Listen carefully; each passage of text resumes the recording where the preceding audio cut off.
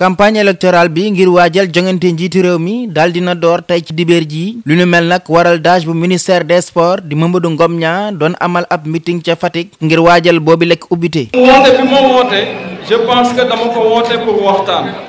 mais waxtaan boobu tey man je pense que tey ay kilifa ñu ngi fii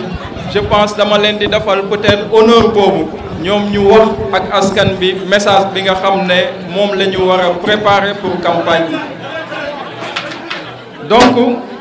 sans plus tarder damay remercier autorité Fatick yi nga xam ne ñoo ñëpp teew si bés bi comme ni ma ko waxee moo taxoon ma wax Bakary Sène léegi ne ko jëlal ma liste nga gërëmal ma ku ne parce que xëy na bu ma jëlee micro bi mun na am ku ma fàtte waaye ñoom ñëpp maa ngi leen di gërëm di leen di sant di njëkkee gërëm gi ak cant gi nag suma ministre le ministre des sports Matar Ba. moom dafa waroon dem tey Kébémer mais depuis ce matin ñu ngi ko mobiliser mu toog donc war a présider manifestation bi donc ñun dañ ko siy jéggalu avant tout mais di ko bàyyee aussi le message bi nga xam ne man moom laa waroon a jox askan bi moom mu délivrer ko parce que moom mooy suñu autorité moom mooy kilifa gi donc nañ ko cëral loolu. man kàddu yi may jël ay kàddu cant rek la mën a ne ak gërëm maa ngi gërëm maa ngi sant su may mbokk d'abord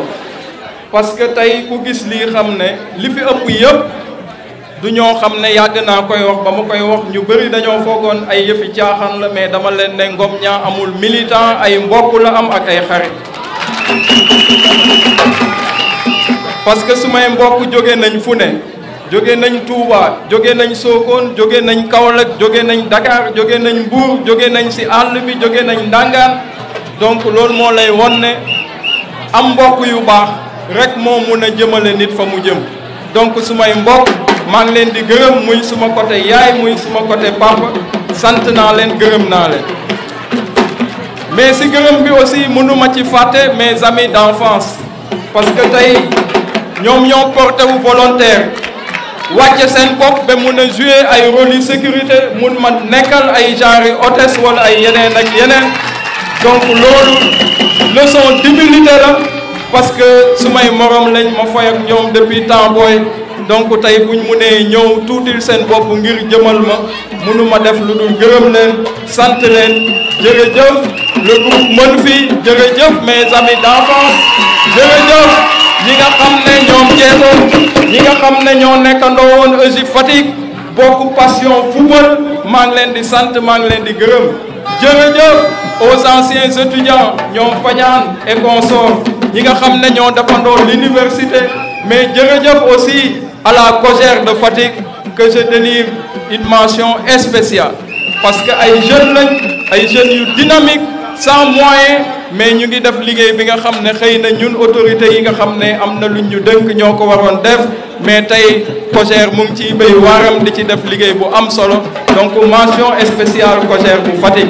mais du ma fàtte également nos vaillants étudiants les infatigables étudiants de Fatick maa ngi leen di remercier di leen di sant di leen di wax aussi que seen message bi ngeen ma wax pour ma wax ko le ministre des sports je pense que moom mu ngi nii toog jàppale na leen ci seen logement man duma ci dara je suis qu'un simple fonctionnaire buy agir sur les instructions de l'autorité et je pense que la personne à remercier n'est personne d'autre que le ministre des sports donc COJER je pense tàllale naa seen message yéen aussi jërëjëf ci seen teewaay bu loolu weesoo li nga xam ne moom laa bëgg a wax moom mooy ku gis tey manifestation bi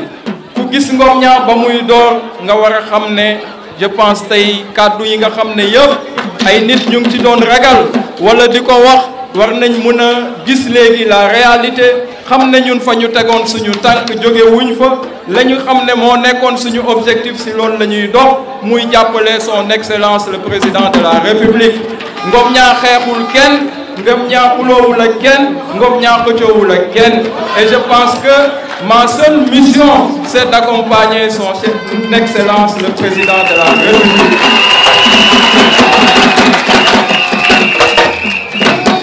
mais booy jàppale nit sooy jàppale nit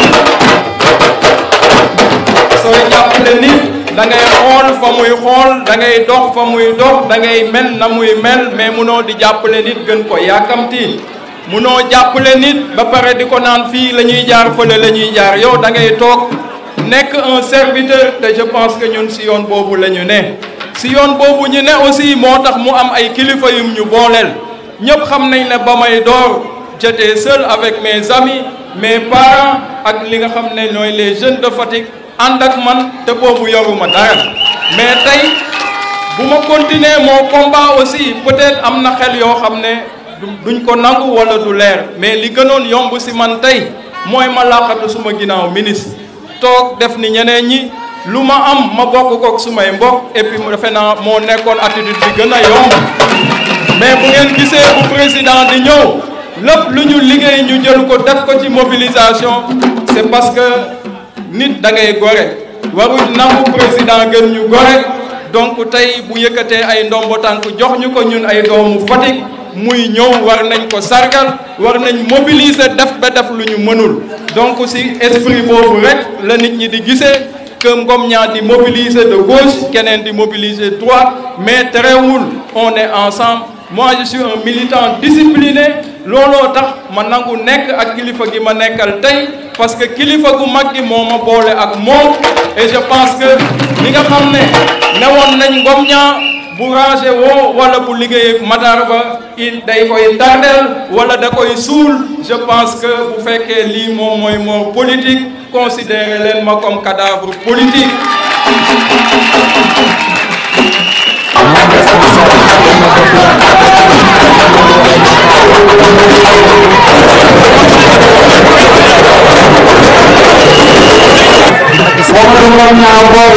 leen ñi di wax boo ko naree topp doo liggéey ak kenn le ministre des Sports c'est notre maire en plus c'est le ministre et c'est lui aussi tey mooy buntu Fatick parce que lépp lu président de la République war a doxal Fatick si loxoom la koy jaar donc bu ñu tardé si loo xam ne vraiment ay affaires yu inutile la parce que xañ ko suñu askan la parce que dafay ñaaw à tout moment ñu naan leader yi Fatick yi nekkuñu benn te nekkuñu benn boobu yëpp li ko waral mooy munoo taxaw ne damay jàppale son excellence le président de la République mu ne jiital naa Mbagnick ci département jiital naa Matar Ba à la commune nga ne yow doo jëfe loolu donc man loolu rek mooy li nga xam ne mooy li ma xaw a métti ci la façon de faire de certaines autorités yàlla xam na ne bu ma xewlee dañuy bàyyi li ñu am yépp ñëw taxawuma ñu ma jox cër lañ ñu ma respecté lañ mais nañu jël intérêt Fatick moom mooy ku ñu jiital ñun ñëpp ñu nangu jiitu mu jiital ko nekk ci ginnaawam parce que bés dina ñëw yow mii bañ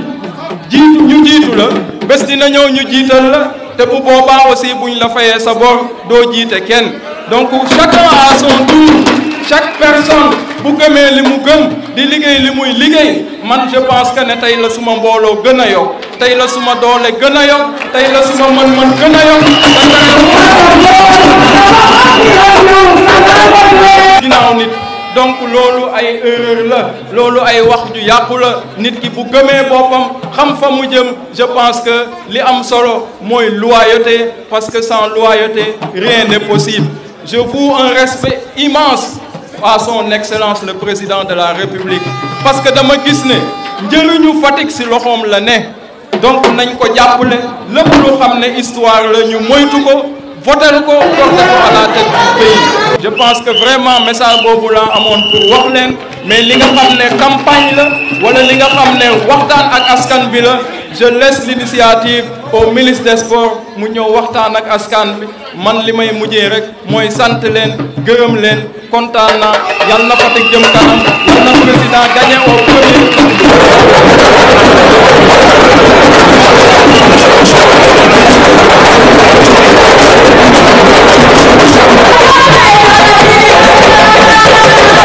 di gërëm mbokk yi di gërëm Mamadou Ngom Niang du ma ko wooyee daal tey responsable politique laa koy wooyee parce que véritablement xam na ci li mu nekk lu mu doon di gërëm papaam di gërëm yaayam di gërëm soxnaam di gërëm ay mbokkam di gërëm militants yi ànd ak moom mais di gërëm l'ensemble li ma wax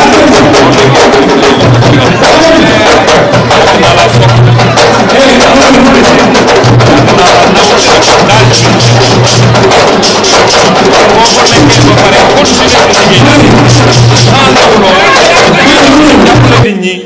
gën a bëgg Fatick dama lay gën a sant di la gërëm loolu mën nga ko defal mais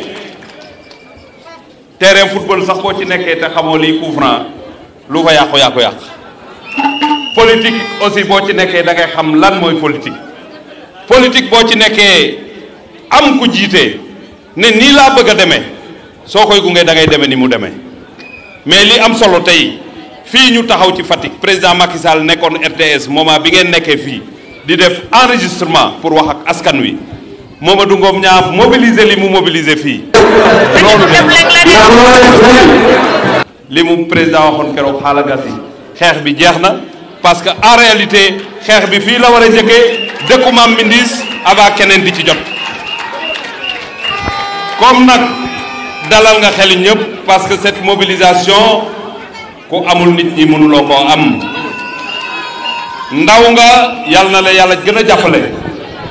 suñu tiitar nga parce que xale nga boo xamante ne am nañ ci yow yaakaar ci sa yar ci sa teggin ak sa ubbeeku ñi ngay àndal xam nañu leen xam nañu ne jigéen ñi jox nañu la bopp parce que am nga yaay ju baax xam nañu ne am nga yar am nga teggin waaw kon nag man mais parce que coupe du monde lañ jóge te coow toppuñu jafe-jafe toppuñu te li nga yen woon 10 ma lay xalaat guddi di la xalaat bëccëg ngay fanaan ci biti di dalal nit ñi ba pare fanaan ci biti su ma la ci gërëmee ba pare dama lay gërëm nag en tant que responsable politique parce que lii nga def lañ soxla ci responsable politique moom mooy dajale nit ñi te xam li nga jëm lu mu doon tey Matar Ba n'existe pas tey personne n'existe y a que le président Macky Sall qui existe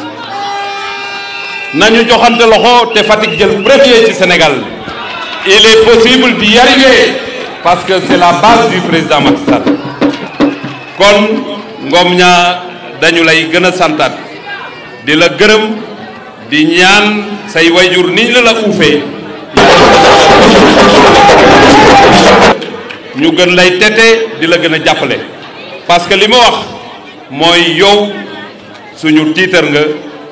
en tant que ndaw waaye am nañ ci yow yaakaar te yaakaar boobu du man rek président Macky Sall it am na ci yow yaakaar fi nga xamante ne foofu lay jeexalee mooy campagne bi yaa ngi waaj a tijji bu soobee yàlla président Macky Sall li mu wax li gën a jafe ci réew mi yoon la te mu ngi koy gañe yoon yaa ngi dem fu ne waaye balaa muy jeexal mandaam li mu bëgg mooy dëkk bu amul courant am courant dëkk bu amul ndox am ndox loolu ngeen nar a gis ci programme am électricité li mu def ci réew bi nag kenn du ko nekk di ko jeex ñépp a ko gis kon nag li ñu war a def mooy bañ saytaane dugg suñu biir ndaw ñi nañ takku jigéen ñi takku président Macky Sall gagné le 24 premier tour le 25 ñu liggéey kon ñu ngi jox rendez-vous xam naa ne Ngom Niang dama ci profito quartier yi yëpp def nañ ñu ngi def seen comité électoral bu ñu paree lundi dinañu jot koppar yi ñu war a def seen liggéey suñu ko liggéeyee ba pare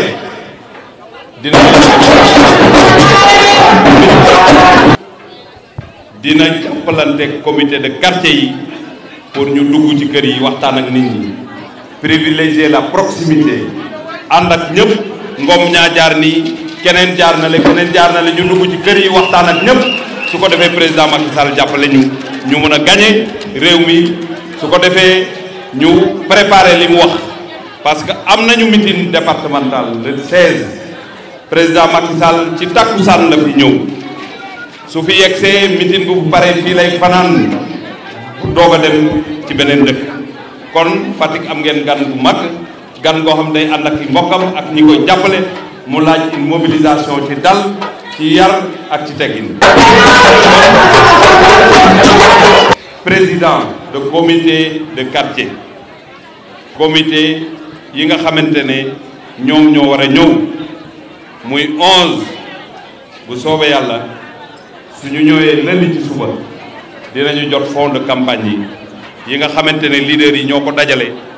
ñoo ko dugal ku ci ne dugal sa loxo ci sa poche ñu jàppale askan wi pour mun a def une belle campagne électorale.